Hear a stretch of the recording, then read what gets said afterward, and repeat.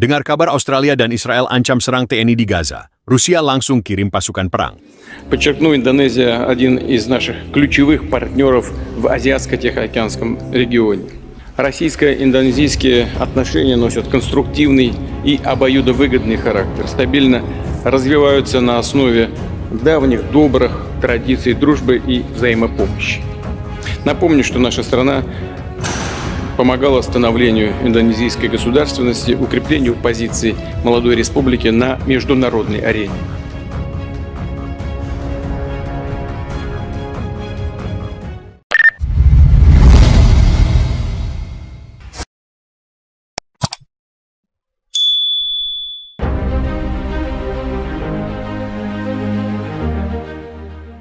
Ketegangan di Timur Tengah semakin membara setelah laporan mengejutkan menyebutkan bahwa Australia dan Israel mengeluarkan peringatan keras terhadap kehadiran militer Indonesia, TNI, di Gaza.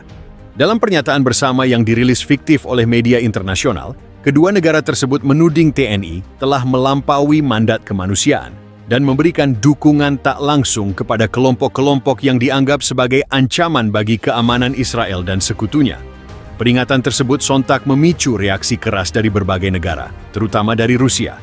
Presiden Vladimir Putin dilaporkan langsung memerintahkan pengerahan pasukan khusus dan satuan elit dari Armada Laut Hitam menuju kawasan Mediterania Timur sebagai bentuk solidaritas terhadap sekutu dan upaya menjaga keseimbangan geopolitik. Keberadaan TNI di Gaza sebelumnya merupakan bagian dari misi kemanusiaan internasional yang disahkan oleh PBB untuk memberikan bantuan medis, logistik, dan evakuasi bagi warga sipil yang terdampak konflik. Namun, kehadiran unit tempur ringan yang menyertai misi kemanusiaan tersebut dianggap mencurigakan oleh Israel dan Australia. Setiap bentuk dukungan terhadap kelompok yang mengancam kedaulatan Israel akan kami anggap sebagai tindakan permusuhan, ujar Perdana Menteri Israel dalam pernyataan resminya. Pemerintah Australia pun menyatakan siap mempertimbangkan opsi militer jika TNI tidak segera ditarik dari wilayah konflik. Langkah keras dari Israel dan Australia tersebut dianggap banyak pihak sebagai bentuk intimidasi terhadap negara berkembang yang ingin berperan aktif dalam misi kemanusiaan. Rusia, yang sejak awal telah mendukung upaya Indonesia dalam misi perdamaian, langsung mengambil langkah militer cepat. Kementerian Pertahanan Rusia mengonfirmasi pengerahan kapal perang, pesawat tempur, dan sistem pertahanan udara ke pangkalan militer di Suriah. Sejumlah media menyebutkan, pasukan elit Spetsnaz juga telah dikerahkan dan tengah bersiap bergabung dengan operasi kemanusiaan yang diperluas di Gaza. Federasi Rusia tidak akan tinggal diam ketika sekutu kami diancam. Dunia tidak bisa lagi dikuasai oleh satu kubu saja, kata juru bicara Kremlin. Presiden Indonesia dalam konferensi persnya menyatakan bahwa Indonesia tidak akan menarik pasukan TNI dari Gaza dan akan terus melanjutkan misi kemanusiaan bersama negara-negara sahabat. Kita hadir bukan untuk perang, tapi jika kedaulatan dan niat baik kita disalahpahami lalu diancam, maka bangsa ini tidak akan mundur sejengkal pun, ujarnya tegas. Sejumlah analis geopolitik memperingatkan bahwa situasi ini bisa menjadi pemicu konflik global baru, mengingat keterlibatan langsung tiga kekuatan besar dunia, Blok Barat, Australia, Israel, negara-negara non-blok seperti Indonesia, serta kekuatan Timur yang kini dipimpin Rusia.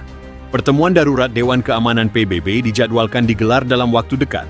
Namun belum ada kepastian apakah langkah diplomasi masih bisa mencegah eskalasi yang lebih luas. Menurut laporan intelijen fiktif dari media internasional, dalam konvoi bantuan kemanusiaan Indonesia yang memasuki Gaza awal pekan ini, pasukan TNI disebut sempat berinteraksi langsung dengan kelompok pertahanan sipil Palestina, yang oleh Israel dan Australia dicurigai sebagai bagian dari jaringan Hamas atau afiliasinya. Tidak ada negara yang berhak melindungi kelompok teroris. Jika TNI tidak menarik diri, Israel dan sekutunya akan bertindak, ujar Menteri Pertahanan Israel dalam pidatonya di Knesset. Australia pun mendukung penuh sikap Israel. Dalam konferensi pers di Canberra, PM Australia menyatakan bahwa kehadiran TNI tidak sepenuhnya netral dan menyerukan Indonesia untuk meninjau ulang niat dan tindakan di lapangan sebelum situasi makin memburuk. Pemerintah Indonesia membantah keras tuduhan tersebut. Dalam pidato nasional yang disiarkan secara langsung, Presiden Indonesia menyatakan bahwa kehadiran TNI adalah untuk menyalurkan bantuan, mengevakuasi korban sipil, dan memastikan distribusi logistik berjalan lancar tanpa gangguan. Kami bukan pasukan pendudukan, kami datang karena kemanusiaan, bukan karena politik, tegasnya. Ia juga menambahkan bahwa TNI hanya bersenjata untuk perlindungan diri dan misi, sesuai standar internasional. Namun, reaksi dari Tel Aviv dan Canberra menunjukkan bahwa narasi tersebut tidak cukup meredakan ketegangan. Sebaliknya, ancaman terbuka terhadap pasukan Indonesia malah memicu kecaman dari berbagai negara. Dan secara mengejutkan, dukungan kuat datang dari Moskow. Dalam respons cepat yang mengejutkan banyak pihak, Rusia melalui Kementerian Pertahanan langsung memerintahkan pengerahan satuan tempur dari Armada Laut Hitam ke kawasan Mediterania Timur. Kapal perang kelas Admiral Grigorovich dan unit pertahanan udara S-400 kini bergerak menuju Suriah, memperkuat pangkalan Tartus dan Latakia. Juru bicara Kremlin menyebut aksi ini sebagai bentuk perlindungan terhadap upaya kemanusiaan yang diancam secara tidak proporsional oleh blok Barat. Kami tidak akan membiarkan mitra strategis kami diintimidasi. Dunia harus ingat bahwa masih ada kekuatan yang akan berdiri untuk keadilan dan stabilitas global, ujar Presiden Rusia dalam pidato mendadak yang ditayangkan di seluruh saluran berita Rusia. Sebagai tanggapan atas ancaman militer terhadap TNI, sejumlah negara di Asia, Afrika, dan Amerika Latin, termasuk Pakistan, Turki, Malaysia, dan Brasil, mengeluarkan pernyataan solidaritas terhadap Indonesia. Mereka mendesak agar PBB menggelar sidang darurat dan segera mengirim tim pencari fakta ke Gaza. Pernyataan dari Turki bahkan menyebut bahwa setiap ancaman terhadap pasukan Indonesia adalah ancaman terhadap seluruh upaya kemanusiaan global. Pengamat militer dari berbagai lembaga think tank internasional menyebut bahwa situasi ini bisa menjadi titik nyala bagi konflik berskala lebih luas. Beberapa skenario menyebut kemungkinan blok-blok besar dunia terlibat dalam konflik proksi di wilayah yang telah lama menjadi panggung ketegangan global. Jika satu peluru ditembakkan ke pasukan TNI, Indonesia akan terpanggil untuk membalas. Jika Rusia ikut campur, maka NATO akan memperhitungkan respons. Ini bukan lagi soal Gaza, ini soal peta kekuatan dunia, ujar Profesor Tobias Grunwald, pakar geopolitik dari Berlin Institute of Strategy. Sementara itu, situasi di Gaza sendiri kian mencekam.